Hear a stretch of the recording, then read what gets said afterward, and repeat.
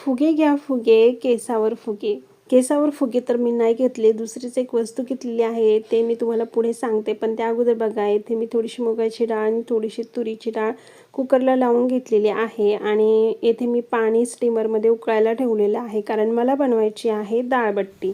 तर येथे मी पीठ घेतलेलं आहे बट्टीचं. हे मी पीठ जे आहे ते गिरणीतूनच दळून आणलेलं आहे. त्यांना सांगायचं की आम्हाला डाळबट्टीचं पीठ पाहिजे, त्याप्रमाणे ते बरोबर देतात.